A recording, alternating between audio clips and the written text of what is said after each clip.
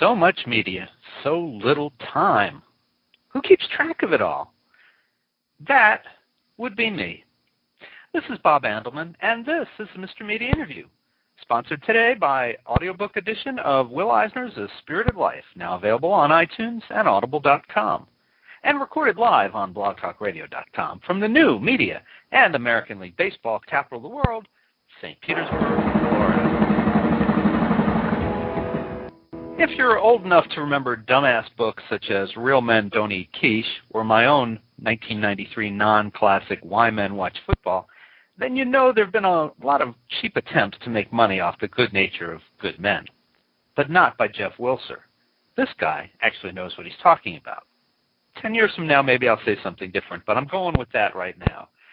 The author of the Maxims of Manhood, 100 Rules Every Real Man Must Live By, gives us life instructions that are more practical than anything handed down since Hef wrote the Playboy philosophy. Now, I think it's just an odd coincidence that Wilser's book title has the word Maxim in it, since nothing useful ever came out of that magazine. Okay, here's a great one. This is right from the book, Maxim number 21. Use every four-letter word but one. It's pretty classy, right? All right, Jeff, welcome to Mr. Media. Morning. How are you doing? I'm doing okay. How about yourself? Doing well, thanks. So, for those of us who are not sure, what the hell is a maxim anyway, and why should we care? Well, it's subtle difference from law or rule, right? But more an idea of this is the kind of philosophy one ought to follow is the idea. And the book, though, doesn't say these are hard, rigid rules, but rather there's, we recognize there are more subtleties and complexities, and we give exceptions to these things too. So they're not as absolute as the laws handed down by the lawgiver in Planet of the Apes. Is that what you're saying? Exactly. And why 100? Why not 101 or 102? Well, we have to leave room for the sequel for 101, 102.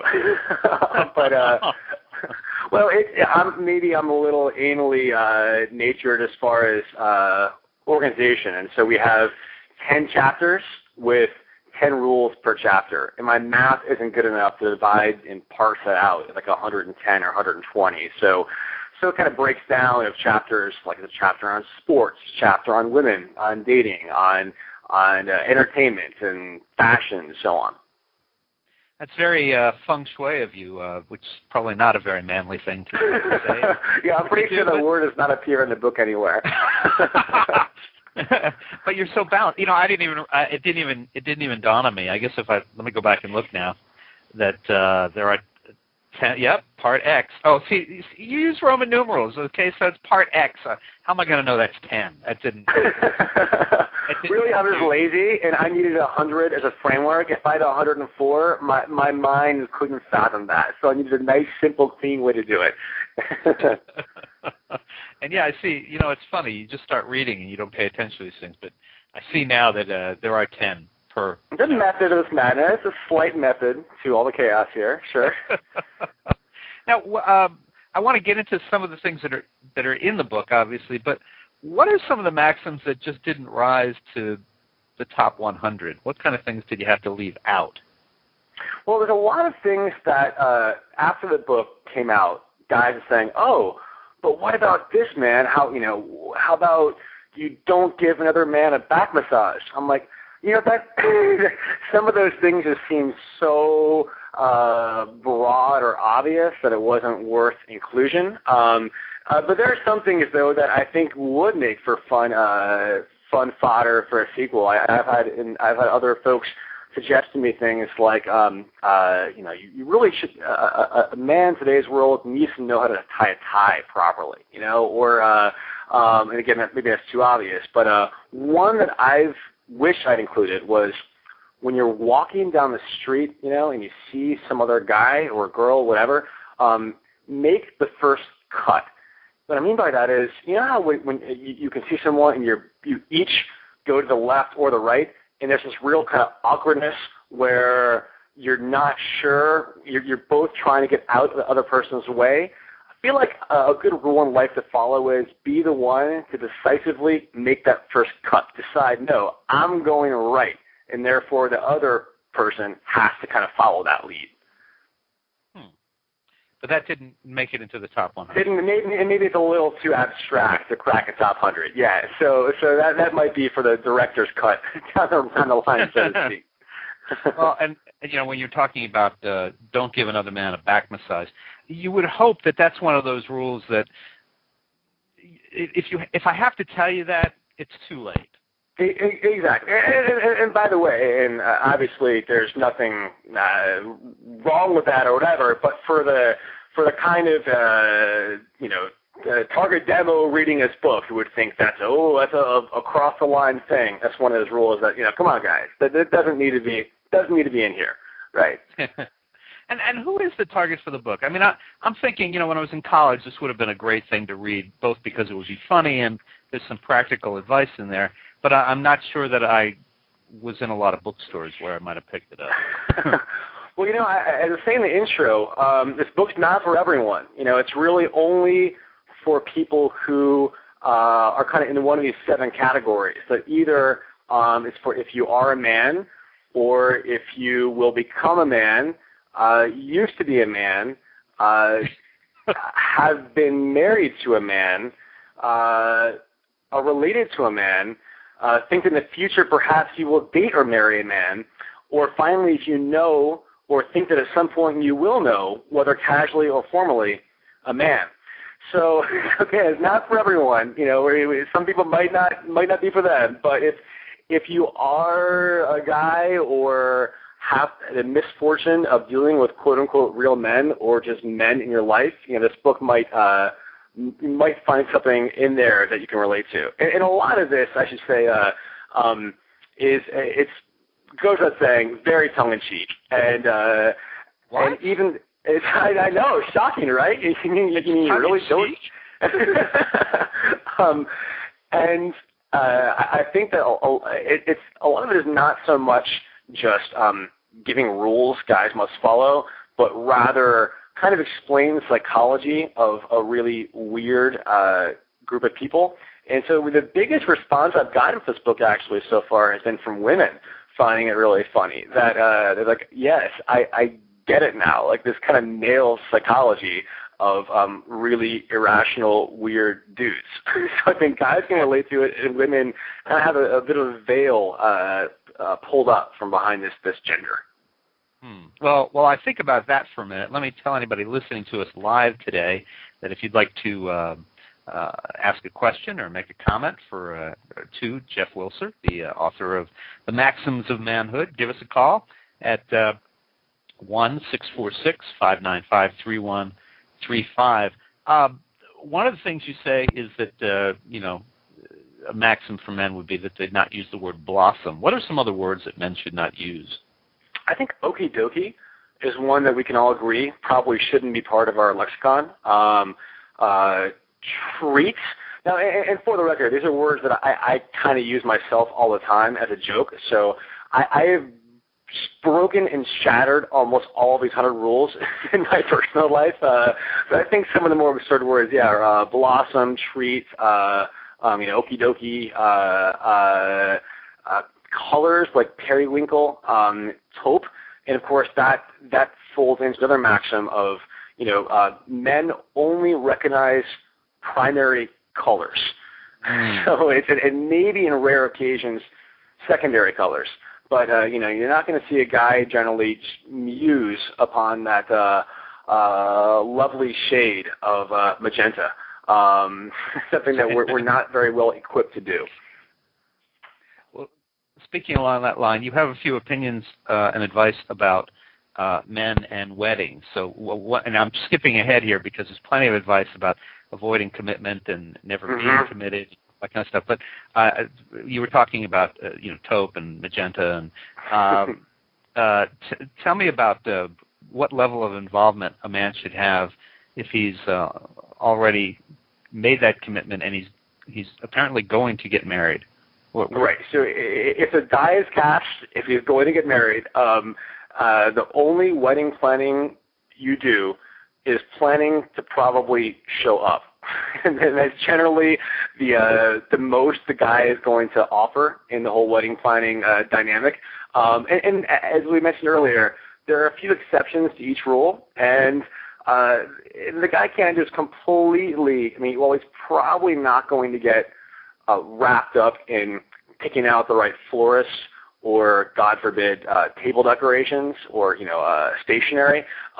There are some things that he kind of has to step up to the plate on. Things like arguing the guest list, that's always a hotly contested issue, or massaging things with the parents, kind of finessing those relationships. And I should say, by the way, that maxim is nuanced enough and has had enough kind of complications that I actually helped launch a website about this, about guys getting involved with wedding planning. And it's a pretty fun website. It's called theplunge.com. And it's the same kind of humor as the book, all about if a guy's thrown in this really weird situation and he's getting engaged, here's what the guy needs to do and no more. And it's called theplunge.com. Anyway. I would add one thing to that. I think there's one other thing that the guy should do besides show up. He should be willing to drive, not make decisions, not offer opinions, but drive his fiancée to some of her appointments. I'm willing to go that far, and I was willing to go that far. That strikes me as fair. I think it's a good compromise. That shows how important it is to him, that he will actually get in the car and drive for half an hour. If that's not a show of good faith, I don't know what is. Exactly. Exactly. All right, so now I've jumped ahead to weddings, but let's talk commitment or lack thereof. Right. Yeah. Let's see. You mentioned Maxims 21. You use every four-letter word but one, and I think that a lot of guys, for right or wrong, can relate to that. And I know that I know we have some. I don't want to say anything profane here on the air, so I'll just spell that word out. The LOVE. Guys, when we hear that for the first time, we're terrified. We don't know how to respond to it. Even when we might feel that emotion ourselves, we still try and stall saying it as long as humanly possible, sometimes cartoonishly months or years after the fact, to kind of hem and haw. So, I think, and whenever we hear a girl say that to us, we are utterly flummoxed. And we kind of dance around, and we're not really sure how to respond. Maybe like, thank you, or, right back at you. There's really no good counter except for dropping an L-bomb of our own. But we're always afraid of dropping that L-bomb. And you offer a couple of options for how to respond if she drops it first. You can say, thank you. You can say, I know. Of course, you make a great point here. That's only if you're about to get frozen in carbonite. We know who that's about. You can say, this one I didn't really get. I love the people you love. Just, I don't know, Jeff. That one struck me as a little weak. I'm not maybe a little too self-loving there. Yeah, I would not recommend. I would not recommend any guy going that route. No, you're right. My favorite was thank you, and then of course now I want to explain to people the way that the book is set up. You get the maxim, and it's got a number. They all are assigned unique numbers. Then the maxim, like use every four-letter word but one. There's a description. Sometimes there's some bullet points, and then you have the maxim in action and maxim exceptions. Now, maxim in action here, for use every four-letter word but one, goes like this: never tell her you love her as a means of apology. Never tell her you love her so that she'll sleep with you. You get sex, she gets scarred. Not cool. And never tell her you love her for the first time on Valentine's Day, then dump her that same day.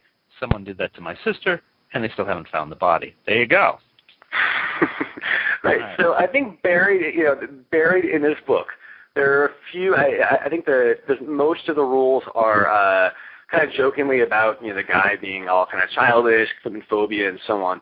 But I like to think that sprinkled in there are actually some rules of decent behavior, and that, while, we can all joke about the guys hate saying they love you and all that stuff, at heart, we're not complete monsters and jerks. And that the reason why guys are afraid of using that word and don't like to use it cheaply is because we actually do believe in that commitment, and we don't want to really we don't want to dilute it by saying that we don't mean it. So you can't use that word as a means to an end, just to get tail. That's definitely violating a maxim.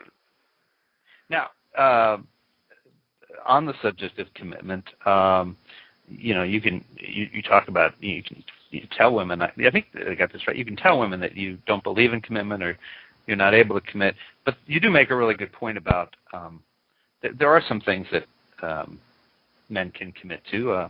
Your daughter, for example. Right. That was a great example. And that's that is quite telling, isn't it? That if you buy a puppy, obviously you're able to commit to something. Right. And when you think about it, it's a little. Some women don't quite get this, and it might seem a little absurd, but you can commit to a four-legged creature that can't really talk to you, that kind of eats from a bowl on the ground. You can commit to that dog, for the rest of that dog's life. You have no problem with that. But you can't commit to your girlfriend, no matter how happy you are, beyond next Tuesday. That frightens you. And some other things are sports. So we can commit to, like, if I grew up in Houston. I'm a Houston Rockets fan. I can commit to loving and following and rooting for a group of 12 dudes who I've never met, who wear a same color jersey and never will meet. And I will say the rest of my life, I could be 85, 90, 100 years old, and I will still support the Rockets as my team, even though I've never met one of those guys ever. I can commit to that, no problem, but I can't commit to my girlfriend who I'm happy with until next Tuesday. And that's the way guys are wired, and it might seem a little weird to the casual outside observer, but that's for right or wrong. That's how we operate. Well, all right. Let's skip over to sports for a section. Maybe I'm sure we'll come back to women. You say that you commit to a team and you stick with that team to, heaven and hell, winning and losing. What if you relocate? I wanted to ask you about this. What if you relocate? I mean, you go from. Now I'm in the Tampa Bay area. This has been a big issue here over the years, where people, the Green Bay fans who moved to the area, maintained their allegiance to the Packers for years, and that was always a problem because you never had a local support. And then eventually, your local team, where you are now, starts winning, and you jump ship. Is that wrong? Well, first of all, I should say there are a lot of controversial rules in here, and so not everyone will agree with all 100. So I should say that this is not, breaking one rule doesn't make someone a bad person or whatever. That being said, my take on this is there's two different types of relocation. One relocation is when your actual team relocates, so like franchise movement. So if let's say you live, let's say you live in Tampa Bay and you grow up following the Bucks, and the Bucks relocate to to Montreal or whatever.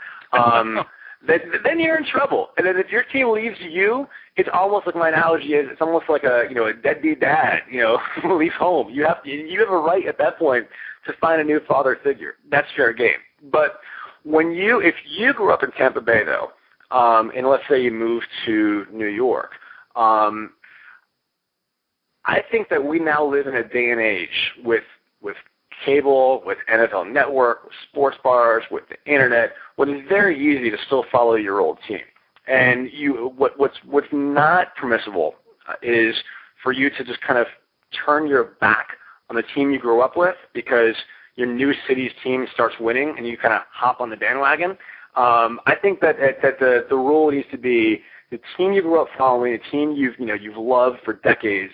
That's your team through thick and thin, hell or high water. Now, to your point though, I have some, I'm a reasonable person, and if you settled in your new city and you're happy in your new city and you're going to live there for decades, then I think it's fair to also adopt that team as well. I think that you can. I don't think we live in such a black and white world where you can only root for one team and you must despise the other 29 or 30 teams.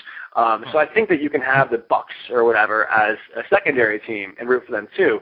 But if those two teams ever play head to head, I think you owe it to your childhood, you owe it to your team to still root for the one you grew up with. So is it okay that I'm like in college football, that I'm a Florida Gators fan, but I also root for whoever's playing Florida State? Oh, absolutely. Oh, that's because that overall is helping Florida. Sure. No, that's your role. Yeah, definitely. Okay, and I can good. Then I can continue to make my Georgia jokes and all that stuff. But Florida State, yeah, okay, good. I just want to. Oh, you're in the clear for sure. I got to square these things up. Now, maxim number 14 is know who's pitching. What does that mean? That's really more shorthand for if whoever your team is, you want to have more than just a passing knowledge of I love my team because they wear bright blue jerseys. You should have a sense of like there's some basic facts you need to know about what your team's doing, and so that the fact that they like you know roughly who they're playing that week, that night, who's pitching. It kind of separates the casual wannabe fans from people who actually really do follow their team. It shows you're more about substance than just bandwagon. So making sure that you actually are the real deal and walking the walk. Okay. Well, I want to give out our phone number one more time, just anyone who's joining us a little late. We'll get a little more time. If you want to give us a call and talk to Jeff Wilser, the author of the Maxims of Manhood, give us a holler at 1-646-595-3135. Only do that if we're live, by the way. If you're calling us today, it's Wednesday. If it's not Wednesday where you are, we're not live, so don't call. Jeff, what is it exactly that qualifies you to write such a practical book like this? I mean, we're all men, but we don't all write books about it. I mean, you have, I did, but I mean, all the other guys. Well, I just say I'm a man. I've met many men. I've watched movies about men. So I think that makes me pretty qualified. But no, that's a fair question. And I think that the main difference, and I don't know why, I think there are many people who are qualified to write this book, but what struck me about being important is to create a book or a set of rules that's not stuck in the past of just the raw, caveman, real men good, beer good, girls good, fire bad. I think that we owe ourselves a more honest modern look at some of these rules. So while some of the rules are kind of the old, standbys from generations ago, like, oh guys, we're immune to colds, we'll never admit we're cold. Some of that is kind of the old school, rah Tim Allen stuff. A lot of it is things that I think are more a little more modern, and that the guys should show a little more thought and sensitivity. So that's kind of what I wanted to bring out to the world. So one rule, for example, that I think definitely needs for the new modern era is men shouldn't overuse exclamation points or emoticons in emails. Emoticons being those little, the smiley face or a wink face and stuff. I think a lot of guys don't realize that, and they write these text messages and emails and Twitter updates and God knows what. They write that as if they're a 13-year-old girl. Right, with little abbreviations and stuff, and instead of writing out YOU, they put the letter U and then a little smiley face, and I don't know even how to create these nuanced facial expressions with the keyboard, but they do. I feel like generally guys shouldn't be writing as if they're still in junior high. So that's kind of what I wanted to bring out there is a set of rules that's more for the modern thinking man as well as like guy. the last thing you said was lost. I don't know what happened there. Oh, sorry about that, Bob. Okay, I can hear you. Sorry, what's that? Okay, no, that's all right. Okay. I was thinking there is one emoticon that I think you have to let slip, though. I think that's when you use the little face that's winking and you send it to a woman who is not your wife. It's not like it's not like a leer, and it's not like a direct flirt. I think that one should be allowable. Okay, we'll throw that in the exceptions category. Sounds good. All right, thank you very much. By the way, we have a question from the live web chat that accompanies all the Mr. Media interviews. Easy Rider wants to know how you can support any other teams when you're from Pittsburgh, the city of champions. Well, so the reader is from Pittsburgh. Well, no, I think apparently he's got the right attitude. I think from his perspective, if he's from Pittsburgh, he should only be supporting Pittsburgh teams. That's right. I'm curious though, if Pittsburgh starts losing for the next 15 years, and he moves to Cleveland, and LeBron James has won his 8th NBA title, 10 years from now, or 15 years from now. Let's hope that he's not suddenly a big LeBron James fan or suddenly a big Jets fan or whatever. So as long as you stay with the team through thick and thin, that's what counts. Yeah. All right. So we're not big on bandwagoners, I think you're saying. Exactly. Yeah. Now, a couple of years ago, there were a pair of women in New York who wrote a book called The Rules, and it was promptly parodied and parodied again and again, I think. I suspect that could happen to your book. What, if anything, do you think that women see as fair bait in the Maxims of Manhood? Oh, geez, probably between 90 and 98 of these, I think people can object to and have problems with. And that's really part of the fun of it is I think most people, everyone agrees with a certain percentage of them, on average between about 50 and 80% agreement. I think one that women and a lot of guys also don't agree with is when I have is dance only under duress. So a lot of guys, we might pretend, like if you go to a bar or club, you might see guys dancing, and you might think, oh, guys are enjoying that too. But it's almost always an act.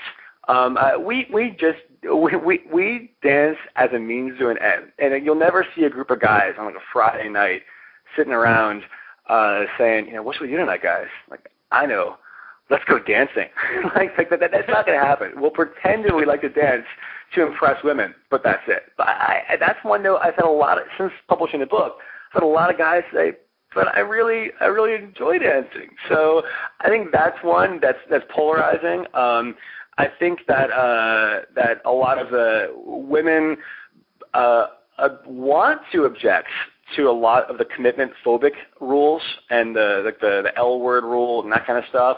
Yet I think they also are like, that kind of sucks, but there is a grain of truth to that. So a lot of guys do have that behavior. So, and then I think that the stuff on style is also polarizing, style and fashion. So one rule of no man makeup. As far as the guys really shouldn't be. If you are in Sephora, you probably entered the wrong store. And if your listeners don't know what the word Sephora means, that's a good thing. that cosmetic store, that no guy should be in that. And you might say, hey, but isn't it normal? Why wouldn't a guy want to look as good as possible so he can attract women? What's wrong with that? And it's fair. I respect that position. But I think at the end of the day, most women, no matter how progressive, open-minded, what have you, I think most women still don't want to date a guy who has a medicine cabinet that's more cluttered and full-featured than their own. So I think that thing hasn't changed. I think that goes back to don't give back massages to other men. If I have to tell you, it's probably too late. Probably so, right. Now, there's something I have to ask you about this. I've been watching this crazy show on NBC the last couple of weeks. I'm I'm a celebrity, get me out of here. And one of the participants is someone I never saw as a terribly manly man. Matter of fact, I think there are other words. Sanjaya, the singer from American Idol. I want to give props on this show. I don't know if you've seen this show or not. Probably, other than Lou Diamond Phillips and maybe John Sally, probably the manliest man on that show has been Sanjaya. And I wonder if there's a maxim that covers, coming to the wrong conclusions about someone's manliness, frankly. I've seen the promos. I haven't seen the actual show. I think that this is about to get really cheesy, or could go that way. So I apologize, but I think that that's a really fair point. That is manliness really about man makeup or whatever? And of course not. Most of these rules on the surface, we joke about, but actually a lot of them is about following the spirit of them, about following substance over style. So it's not really whether you carry your briefcase instead of rolling it, of whether you only pack 2 pairs of shoes or less, but rather about, what are your intentions? Do you care more about doing the right thing as opposed to just looking kind of cool like a poser? And so I think to your point about singer, it's hard to judge a guy really just from the makeup or whatever. And one of the rules I think that embodies that is only wear sunglasses when it's sunny. So I think it's really funny when guys are at night trying to look all like they're in this kind of cool crowd wearing these sunglasses. I think come on, that's get over yourself. It's about it's more walking a walk than talking the talk. Now wait a minute, I gotta disagree there for just a second. I started wearing sunglasses into meetings when I briefly worked at the Tampa Tribune years ago, and I would go into staff meetings, and I'd reach the point where I found the editor to be so ridiculous and the things coming out of her mouth so ridiculous that I would sit in the meetings and be rolling my eyes or involuntarily rolling my eyes, and she would glare at me and would say things, could you stop being so expressive with your eyes? So I started wearing the sunglasses so she couldn't see me and I could still keep doing it. So that's a great exception. Yeah. Absolutely.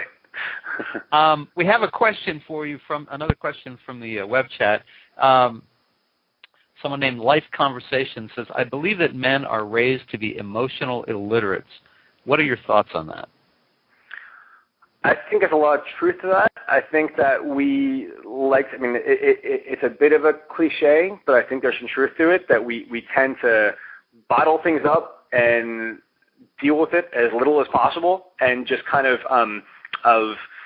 stuff our emotions into this little box buried deep down, and that we need this release valve.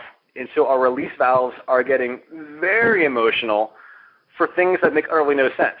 So we won't want to talk to our girlfriend or our wives or our family about real issues, yet we will be outraged that the ref made some bad call in the first quarter of a game we don't really care about, and we'll go ballistic over that. And so we find other ways to channel and harness our emotions that are very safe, have nothing to do with our day-to-day life.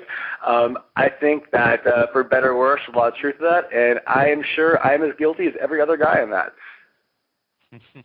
And Life has one other question. What is manhood? Oh, following these 100 maxims is manhood. Well, you ready for that one?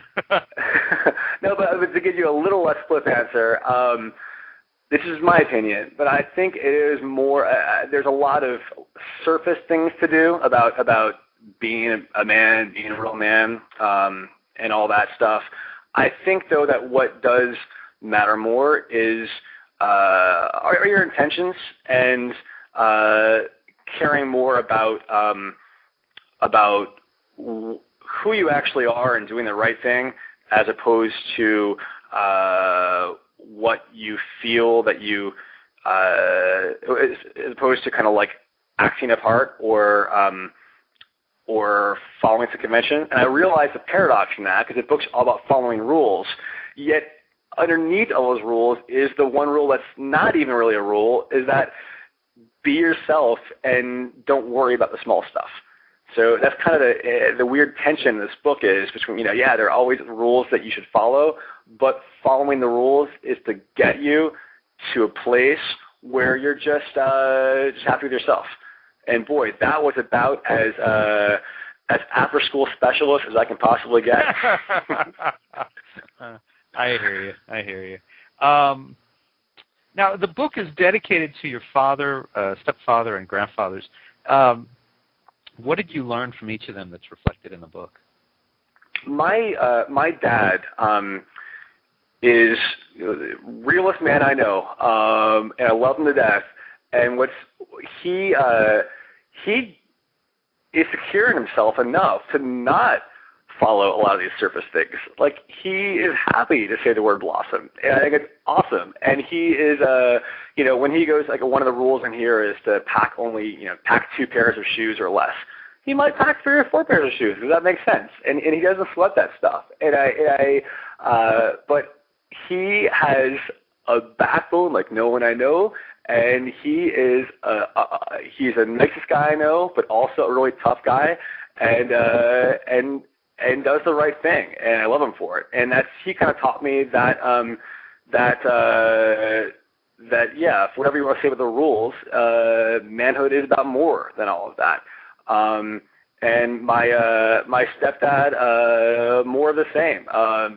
Man of integrity, man of honesty, who I respect completely. And my grandfathers all taught me good values, and so I'm very grateful for all 4 of those men. And as I mentioned in the dedication, my mom, stepmom, and grandmothers, they had the misfortune of living with real men. And so I appreciate and respect and love that as well. All right, I want to touch on one more maxim before we let you go here. Maxim number 84. Unhook the bra without help. Again, that one probably, hopefully, should go without saying, but I think that it's and here, this is a bit of ammunition I give guys for not feeling so bad about if they're in their early 20s or mid-20s or whatever, and have dated around a bit before they get married and stuff. In a way, dating around gives them the life experience, so they're more proficient in things, like the physical side of dating, and that they can unhook the bra without help, so that when they do find the right girl and they do get married, they're doing their future wife a favor by being more proficient because of all their prior dating experiences. So it's not shady and sketchy. It's really more, it's considerate to a future wife just by having that experience of dealing with bras and whatnot.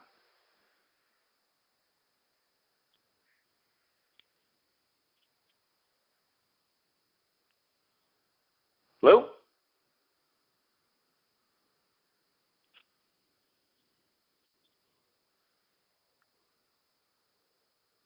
Hello?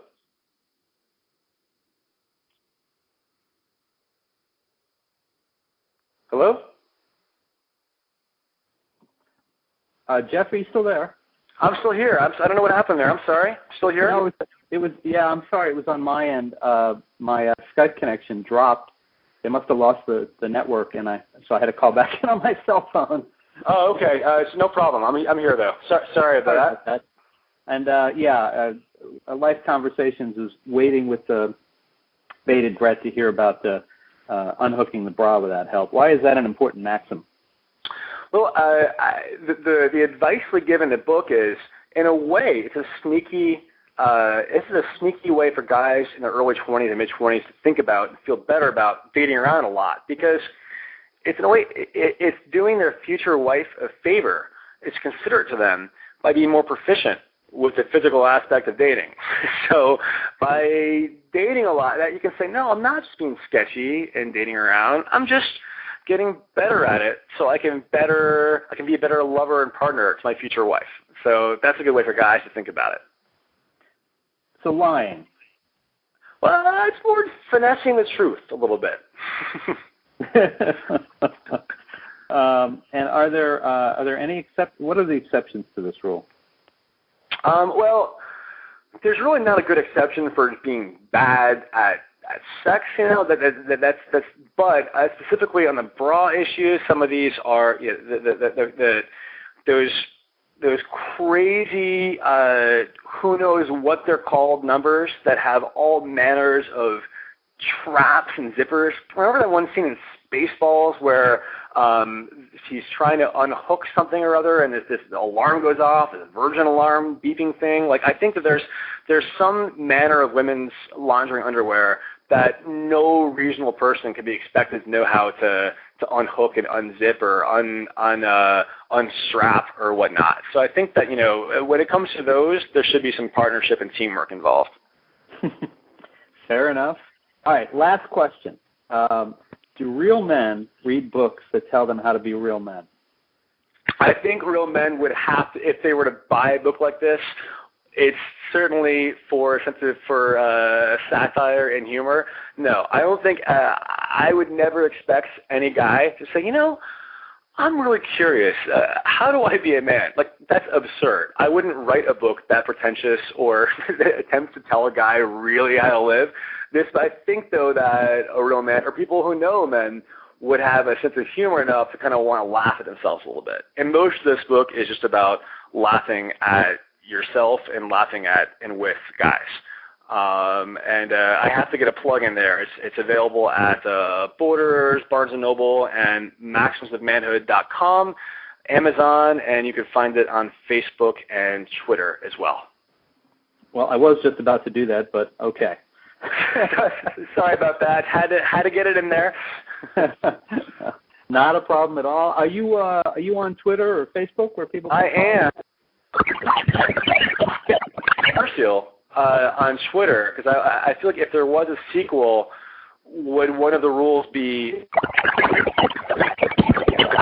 don't tweet or tweets, and so I think that I feel a little, it's a little uncomfortable with this. I acknowledge the absurdity of twittering about rules of being a real man. There's an inherent paradox there, but for better or worse, yes, it's Maxims of Manhood on Twitter. Okay, all right. Well, folks, you heard it. You can find the Maxims of Manhood in great bookstores everywhere. You can also find it at MR Media, MrMedia.com, and at Jeff's own site, MaximsofManhood.com.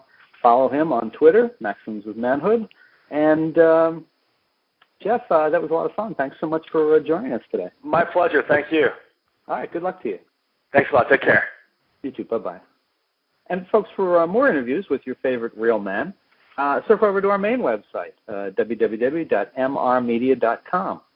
That's where you can listen to my earlier conversations with David Simon, the creator of The Wire, David Fury, executive producer of 24, actors Kirk Douglas and Billy Bob Thornton, Playboy advisor Chip Rowe, NFL legend Bill Romanowski, former undercover cops Joe Pistone and Bob Delaney, and comedian Lisa Lampanelli, and many more. And please think about writing an online review of Mr. Media, casting a vote for Mr. Media, or marking Mr. Media as one of your favorites, whether you listen on Blog Talk Radio, TrueSlant, Pointer Online, MySpace, Facebook, NetVibes, Multiply, Zanga, Friendster, FriendFeed, Orkut, Bebo, Podcast Pickle, Vox, Folio, Mediafly, PageFlakes, Podfeed.net, Eons, Mihente, Blueberry, Zencast, Zimbio, or Odeo. Subscribe to Mr. Media in iTunes, and you'll never miss a show. Just search Mr. Media Interviews within the podcast section of iTunes and click the free subscribe button. It's that easy. You can also listen with a piece of string and a tin can in many locations. If you've got an idea for a guest, email me directly at bob@andelman.com. That's ANDELMAN. You can also follow me on Facebook or on Twitter, www.twitter.com/Andelman. Thanks for joining us today. I always appreciate when you give up a little piece of your day to spend it with us. Thanks for listening, everybody.